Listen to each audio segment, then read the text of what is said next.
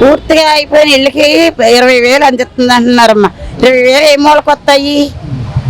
సొంత ఇల్లు వాళ్ళకి ఏమొస్తాయి, అద్దుకున్న వాళ్ళకి ఏమొస్తాయి? సొంత ఇల్లు గుల్ల అయిపోయిందా? మరి అద్దుకున్న వాళ్ళు సామానం అంతా పోయిందా? ఏం ₹1 ఇస్తూ మిగలలేదు ఎవరికేని. సాయంత్రం నాశనం అయిపోయి రోడ్డుని పడ్డాం. 20,000 ఏం చేస్తారు? మాకు ముఖం తుడుతారా లేకపోతే మూతి తుడుతారా?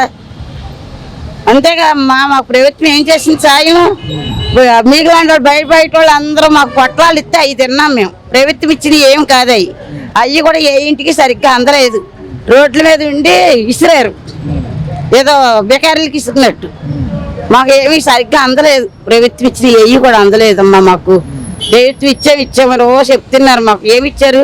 ఒక గుడ్డమకి ఇచ్చారా? ఒక దప్పటి ఇచ్చారా? ఏమి ఇవ్వలేదు. ఒక యాన వస్తుంది, అక్కడ నుండి 10 మందికి ఇసిరేస్తాం, వెళ్ళిపోవటం, అవి దాచేసుకుంటాం. మళ్ళీ ప్రభుత్వంలో నాయకులు అలా దాచేసుకుంటే మాకు లాంటి లేని వాళ్ళకి ఎలాగొస్తుంది చెప్పండి అమ్మా. మాకు లేని వాళ్ళవి, మా ఆపరేషన్ లేని వాళ్ళు ఏం కలబడతాము? కిందకి దిగి ఏ ఆటోల మీద నిలబడతాము, ఏ తాటలు ఎక్కుతాము? కలబడి తీసుకోవటానికి ఏమి రావుగా. నాకు 5 ఆపరేషన్లు అయ్యాయి. ఈ నాయకులు ఏం పెట్టారు మాకు? సంటిపేట తల్లి ఉంది, కిందకి దిగటానికి మాకు చోటు లేదు. బయట వెళ్ళి ₹1 తెచ్చుకోవటానికి లేదు. 15 రోజులు కిందకి దిక్కుంటా ఉన్నాం ఇళ్లలోని. ఏ ప్రభుత్వం మాకు ₹1 ఇచ్చింది లేదు. ఎవరు చూసినా ఇంత వస్తుంది, అంత వస్తుంది, ఇంత ఇస్తున్నాం అంటున్నారు. ఏది ఇచ్చింది మాకు? ఈ రోజుకి ఒక చీర అందలేదు మాకు. ఏం చేయాలి? ఏ ప్రభుత్వాన్ని అడగాలి? అడిగితే ఒక మాట అన్నాడు ఒక పెద్ద మనిషి, చీర ఒకటి ఇచ్చి తీసుకుంటే లేదు పారేయండి మా అబ్బాయి ఆన్లో అని అడిగాడు. ఎవరో ప్రభుత్వం అంటే ఎవరో కాదు, మన తెలుగుదేశం వాళ్ళే నాయకులు. అలాగంటే మేము ఎవరి దగ్గరికి వెళ్ళి అడగాలి? గెలిచిన వాళ్ళే ఆ మాట అన్నారు, గెలవని వాళ్ళ దగ్గరికి వెళ్ళి కాళ్ళు పట్టుకోవాలా మేము? అంతేగా అమ్మా. మాకు ఏమీ న్యాయం జరగలేదమ్మా, అంత అన్యాయమే. అయితే ప్రభుత్వం అంటుంది వరద బాధితులకి అన్ని విధాలుగా మేము సహాయం అందించామని చెప్తుంది ప్రభుత్వం. ఏం అందిలేదమ్మా. అందించే వాళ్ళకి అందించారేమో కానీ బేదోళ్ళకి రాలేదమ్మా. బేద సాధక మట్టికి ₹1 రాలేదు మాకు లాంటి వాళ్ళకి. ఉన్నోళ్ళకి వెళ్ళాయి. ఉన్నోళ్ళ ఇళ్లలోకి 10 సార్లు తీసుకెళ్ళి ఇంటికి బియ్యాలు, కూరగాయలు, బట్టలు 5 సార్లు ఇచ్చారంటమ్మా. మరి మేమేమైపోవాలమ్మా? అపార్ట్మెంట్లో లేబర్ అందరమేది, మేము ఎక్కడికి వెళ్ళిపోవాలి? మరి మేమేమైపోవాలి? మేము ఎట్టిపోవాలి? మేము ఎగబడ్డారనుకోండి, వీళ్ళు ఎగబడ్డారని అడుగుతున్నారు, వీళ్ళు మంచోళ్ళు కాదని అంటున్నారు. మరి ఎగబడకపోతే కడుపు మంట. మాకు ఏమీ రాలేదని వ్యాన్ రాగానే ఏం చేస్తున్నారు? ఒక 50 మంది ఎగబడుతున్నారు. ఎగబడగానే 4 ఇసిరేస్తున్నారు, పట్టుకెళ్ళిపోతున్నారు. మళ్ళీ తీసుకెళ్ళి నాయకులు ఇంట్లో పెట్టేసుకుంటున్నారు. ఎటు ఇస్తలేదమ్మా. వాళ్ళకి కావాల్సిన వాళ్ళకి ఇచ్చుకుంటున్నారు. ఏమన్నా అంటే మీరు వేస్తే గెలిచామా ఓటు అని అడిగారు మమ్మల్ని. మేము వేస్తే గెలిచారు కదా, మమ్మల్ని ఎందుకు చూడరని అడిగితే మీరు వేస్తే గెలిచామా? మేము మా చుట్టాలు వేసారు, మా వెనకాల బంధువులు వేస్తే గెలిచాం మేము అని అడిగారు. ఇంకెవరికి చెప్పుకోవాలి? మేము ఈసారి వస్తే మేము ఓటు వేయగలుగుతామా? గెలిపించగలుగుతామా? వీళ్ళని గెలిపించలేము మేము. మా కడుపు మంట అలాగ ఉంది. ఇప్పుడేమో పాడైపోయిన వాళ్ళకి 20,000 ఇస్తాను, పాడవున వాళ్ళకి 10,000 ఇస్తాను, బాగా పాడవున వాళ్ళకి 5,000 ఇస్తాను, బాగా పాడవున వాళ్ళకి 2,000 ఇస్తానంటే న్యాయమేనా ఇది? ఏమైనా చెప్పుకుంటే సిగ్గేస్తుంది మాకైతే. గెలిపించారు కదా, పెట్టుకోండి ఎత్తున అంటున్నారు అందరం. గెలిపించి మీకు బాగా న్యాయం చేశాడు, పెట్టుకొని మీరు ఎత్తునాలు అడుగుతున్నారు. ఏం చేస్తాము? ఏడుతున్నాం, ఇళ్లలో పడి కుసించిపోయి. కరెంట్లు లేక దోమల్లోని పుట్టల్లోని ఉన్నాం మేము. 12 రోజులు ఇళ్లలో చంటిపెట్టలు పెట్టుకొని.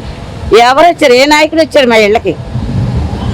ఎలాగున్నారు, ఏంటి, ఏం తిన్నారా, ఉన్నారా అని ఒక్కళ్ళు అడిగిన వాళ్ళు లేరు మమ్మల్ని. అయితే అంత బాధలు పడ్డాం మేము. అయితే మేము కష్టపడి మేము అయితే ఉన్నదో లేదో అదే కలో గెంజో తాగాం, కానీ ప్రభుత్వం అందించింది ఏమి మాకు ముట్టలేదు. అయితే వరద ప్రాంతాల్లో చంద్రబాబు నాయుడు గారు కూడా పర్యటించారు కదా అమ్మా. ప్రవేశి ఎక్కడండి అమ్మా చూశారు చెప్పండి? మా అపార్ట్మెంట్లోకి వచ్చానని ఒక్క మాట చెప్పానండి. మా అపార్ట్మెంట్లో శవాలు లెగిసాయి, వచ్చి చూసాడమ్మా అడగండి. పోలీసు వాళ్ళే రాలేదు. చంద్రబాబు నాయుడు ఏమొస్తాడు? మా ప్రజలు మా మనసులే సాయం చేసుకొని కటకటాలు పట్టుకొని చచ్చిపోయిన మనిషిని తీసుకుని తెచ్చుకున్నాం, పడవల మీద తెచ్చుకొని దానం చేసుకున్నాం. అర్థమైందమ్మా? ఏ చంద్రబాబు నాయుడు వచ్చాడు మా దగ్గరికి? ఎవడొచ్చాడు పలకరించారు? మమ్మల్ని పలకరించలేదు. మేము ఇదే మాట అంటాం. వచ్చేది ఎక్కడో ఏ వంతుని మీదో ఉండి పరామరీ చేసి వెళ్ళిపోతే సరిపోద్దమ్మా. అంటే నీకు కావాల్సిన పెద్ద వాళ్ళు ఉండాలి. బిల్డింగ్లో ఉన్న వాళ్ళు పరామరీ చేసుకొని వెళ్ళిపోయావు, మెరుగు మీద ఉన్న వాళ్ళు చూసుకొని. గోతుల్లో ఉన్న మురుగు గుంటలో పడిన వాళ్ళు ఏమవ్వాలి? రాజీనగర్ ఉంది, నిన్నటిదాకా మురుగు కంపే, ఎవరో కోలుకోలేదు. అక్కడ ఏమి ఇచ్చావు? అక్కడ పరుగులు పెట్టించారు జనాలు, ఇంటింటికి అట్టుకెళ్ళి ఇవ్వలేదు. మాకు నోతి నీళ్ళు మొన్నటిదాకా ఉన్నాయి, ఫుల్ నీరు. మేము రాజీనగర్ నుంచి ఇక్కడి నుంచి ఈ బురదలోకి ఆ బురదలోకి వెళ్ళాం పరామరికి, మా వాళ్ళు చనిపోతే వరద బాధితుడికి. ఇప్పటికి వచ్చే రూపాయి ఇవ్వలేదు మా అల్లుడికి. మా అల్లుడు చనిపోయాడమ్మా, అల్లుడు చనిపోయాడు. ఈ వరదలకి చనిపోతే ఒక్క రూపాయి ముట్టలేదు మాకు. ఎవరికి చెప్పుకోవాలి? ఏ నాయకులకి చెప్పుకోవాలి?